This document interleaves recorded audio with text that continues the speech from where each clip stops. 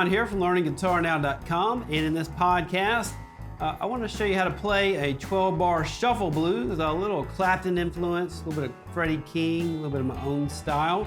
And in this solo, I want to cover 7 different positions, covering almost nearly the entire fretboard, just to show you how you can play a 24-bar solo utilizing different positions from the minor pentatonic scale, changing a few things here and there, and adding the major pentatonic scale with it, and how to seamlessly play all over the fretboard through 7 different positions without sounding like you're just jumping from area to area to area. We'll go ahead and take a look at the first few licks for free, and if you would like to learn the full solo as well as gain access to the backing track in the interactive tab, check out the All Access Pass. If you're looking to improve your blues guitar playing or slide guitar playing and just don't really know like where to turn to, or tired of searching YouTube for that lesson that's going to take you to the next level, I've spent many years teaching students how to take their blues guitar playing to just have more fun with your playing. Check out the All Access Pass. All right, let's go ahead and start this lesson. Okay, now I'm going to break the solo down for you into 8 separate licks. Once again, this solo is in the key of E shuffle blues, 4/4 time signature. Lick 1 sounds like this.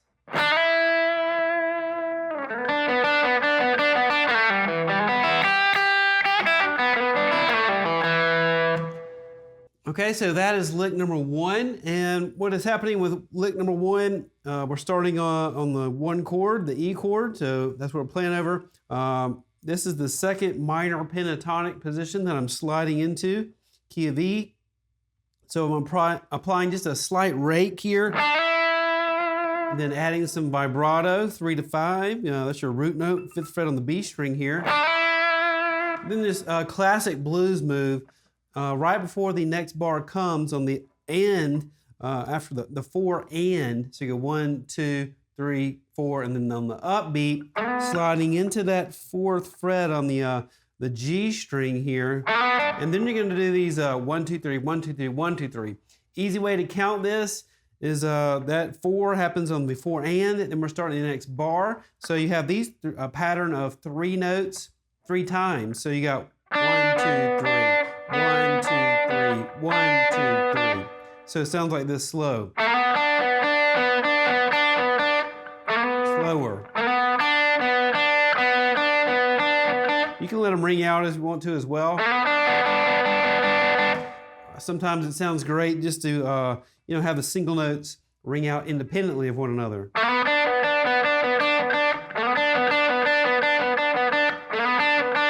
So experiment with both ways. Then I'm sliding back, and we're moving into pentatonic position 1, key of E here, sliding back to the 2nd fret from the 4th. Pulling off, hammer on to open G string, and then ending on that 2nd fret here. That's your root note, E. We got that first position minor pentatonic, of course, open strings. So we've done this pattern, and now we're going to add a little major 3rd to that pattern. First fret here, right here on the G string.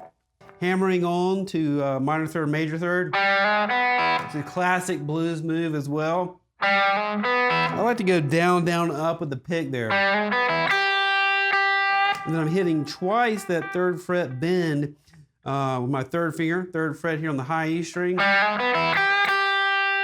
Now bend it up again. And that's the end of the lick. Just going right down that minor pentatonic scale.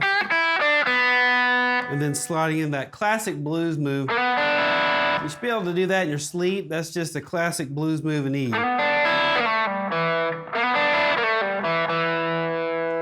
Sliding into that 4th fret of the G string. And the key of that lick is just letting them all ring out. I like doing it with my 2nd and 1st fingers because I can slide back to put me in position for an E chord. If I do it with my 3rd and 2nd finger, say I'm in wrong position to play E chord. And a lot of times when I'm playing blues and E, stuff like that, and I'm gonna end on that E note right here, on the D string. You can also, a lot of times I like to play an E like this instead of playing the full E chord. That way it makes this little pattern easy. I just mute the A string with my second finger, and that pattern is really useful for playing the chord E when you want to do some rhythm guitar, mix in some lead and whatnot. So lick 1's got some really cool things in it. It's a must-know pattern for blues stuff. Okay, so that's it for lick 1. All right, lick 2 sounds like this.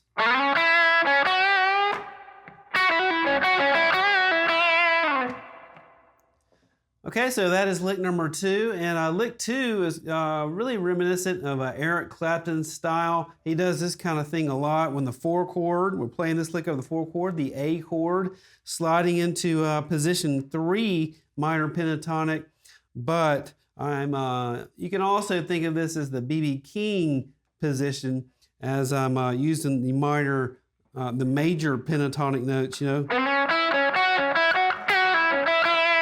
If I was doing minor pentatonic, I would have went.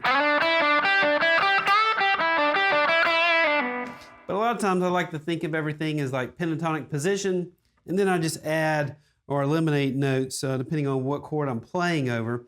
So I like to think about this as 3rd position minor pentatonic, but you could also think about it as the B.B. King position. So just sliding in that 6th fret here.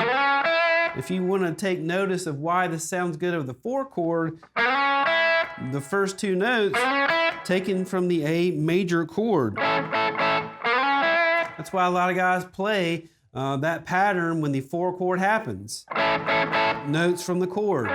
Start learning how to play with chord tones, all of a sudden your playing opens up and it sounds more melodic. Right, straight from the A major little F chord style. Then I'm going to bend up 7th fret here on the B string. Then I'm going to do this highly influenced Clapton move. You'll just hear him do that a ton with the Blues Breakers, even in his later days. Pretty much that's just one of his quintessential Clapton type licks, is to hit the note, especially in this B.B. King position, and then hammer on and pull off right after it. This is a major sounding Eric Clapton move. 5-7-5 pull off. Now 6-7, back to 6. Bending that 7 up. And I'm going to bend it up to like the minor 3rd. So one other thing to take note of, we have this lick here.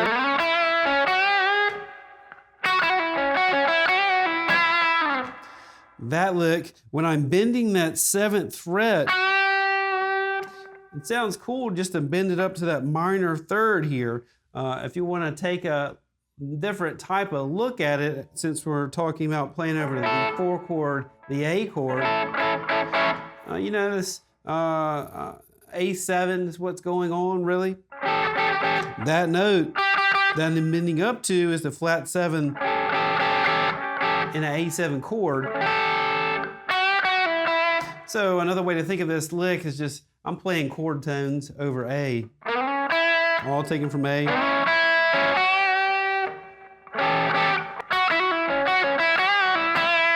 It's just a little bit about understanding why things like this sound good, and I think it's really helpful to understand what's going on. Okay, that's it for lick 2. Okay, lick 3 sounds like this. Okay, so that's lick 3, and what's happening there is another Eric Clapton style move. And so we've been in the 1st position, 2nd position, 3rd position. This is going back to the 1st position minor pentatonic scale, utilizing open strings, playing over the 1 chord now. That's the first little section. But you want to take note of that this lick comes in, we've come back to the 1 chord after we did this. 2, 3. So on the 3 upbeat, that's when we're hitting this note. So it sounds cool when you're doing an upbeat. It's got 1, 2, 3. Right after the 3rd count. May seem simple, but that's a key element of getting Eric Clapton's sound. A lot of times he will do that rhythm. If you have any kind of blues or any kind of thing you're playing over, wait to the upbeat, especially a shuffle like this, and play the lick, this lick. So that little rhythmic move there is really cool. So I ended on this, 2, 3. If you took that same lick and moved it up 12 frets, I'm just going to change it around, a little bit more difficult to play without utilizing open string, so maybe something like this. Something like that. You'll hear Clapton do that a lot, you know, that 1, 2, 3. That rhythm is just another one of kind of Clapton's quintessential type things. I just took the lick, moved it up here, changed it up a little bit, you know. I like doing that trill at the end. You know, it gives it a cool vibe, I think. Okay, so that's it for lick 3. Okay, well that does it for this lesson. Like I said, if you like the full lesson, the backing track and the tab, check out the All Access Pass. Okay, thanks for watching. I'll see you next time.